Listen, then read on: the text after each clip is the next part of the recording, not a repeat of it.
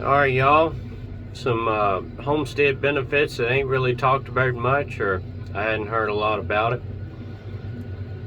Like I've said before, I enjoy doing it. It's kind of a peace of mind. It's something to do to unwind, and security of having food in the backyard and things like that.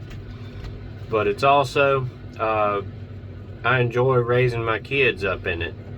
They get an idea of, kind of how things are, that everything has a purpose. All the animals have a purpose, and when you eat meat, something had to die for you to get that meat, whether you get it in the grocery store or off the farm or whatever. So they learn that young, and it's not a huge shock when they get, I don't know, teenager or whatever. But anyway, I believe some people out there that still thinks that meat's grown in the grocery store or something stupid like that, but that ain't the way it is.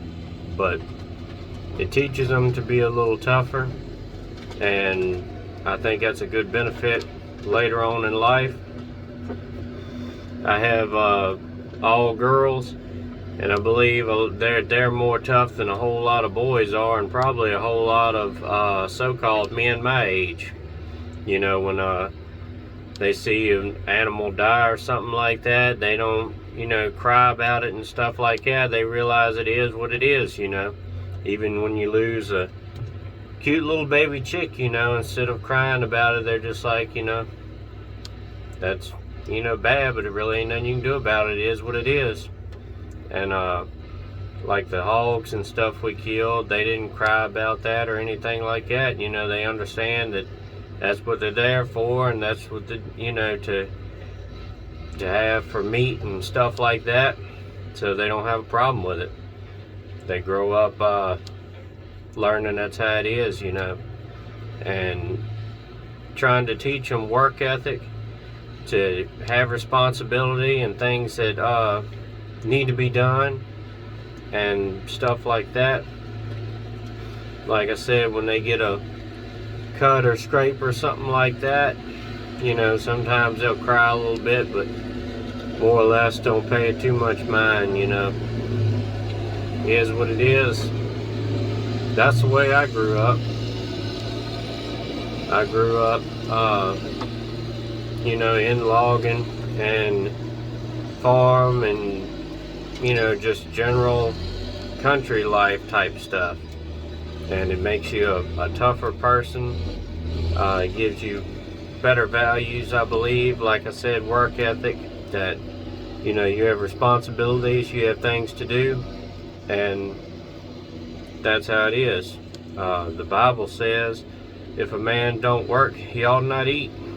And I don't know if that's word for word quote, but that's the general idea, and I believe that. I believe that everybody should be doing something, working, making your way. But anyway, like I said, I really enjoy raising my kids up in that type of lifestyle. And they're real smart. They pick up on stuff real quick. They enjoy helping us do stuff, building stuff, and whatever they can do. They're small, so they can't do but so much, but things like that.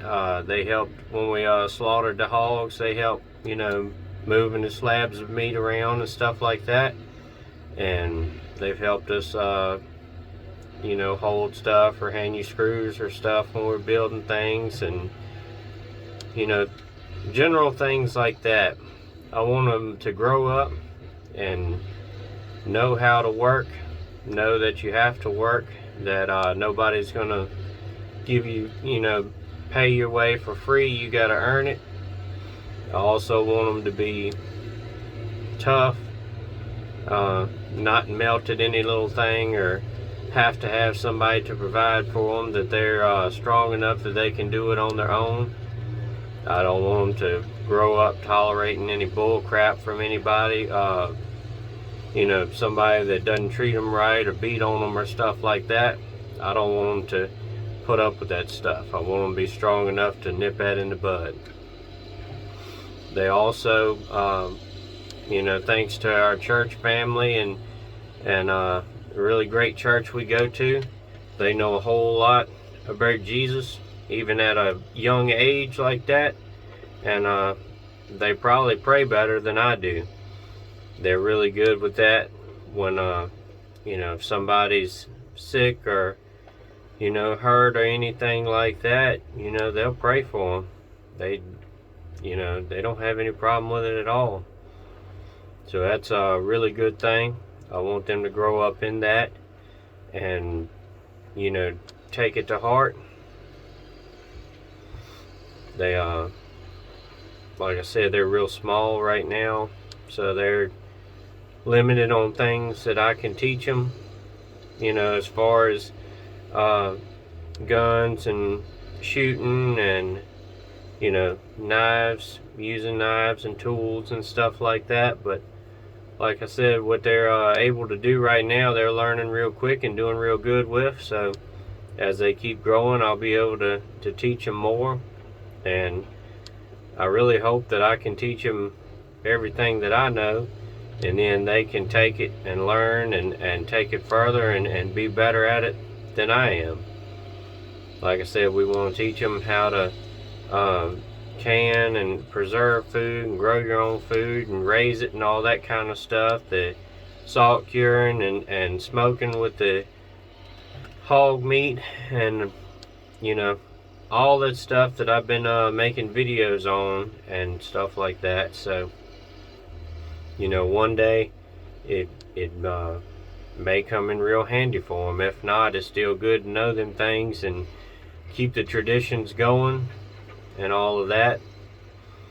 I try to make some videos with good advice and maybe be able to teach people and stuff like that. And another thing that it's good for, that as long as the grid's up and internet and all that kind of stuff, you know, if something happens to me, I die or whatever, then they can go back on the YouTube here and watch some of the channels and some of the stuff I've done. And if I hadn't been able to teach them yet, maybe they can learn a little bit from that, you know.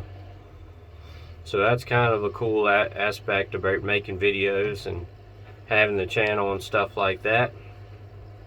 But anyway, like I said, it's a lot of benefits of homesteading and prepping, but really, I like homesteading, where you're actually producing your own stuff and, you know, just being outside and hanging with the animals and building stuff and all that is something I really enjoy, and they enjoy it a lot too.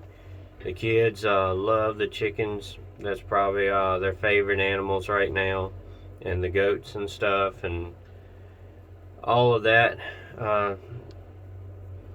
You know, we're working on teaching them how to do all them things, and letting them take care of the baby chicks and stuff like that, teaching them responsibility that you got to feed and water them and stuff like that.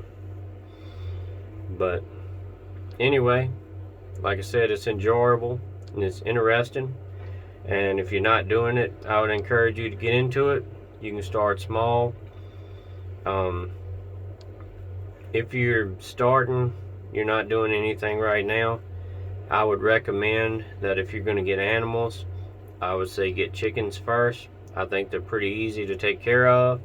They don't cost a ton to maintain, you know, and you can also get eggs from them and, you know, still be getting something to eat from them and not have to kill them, you know what I mean?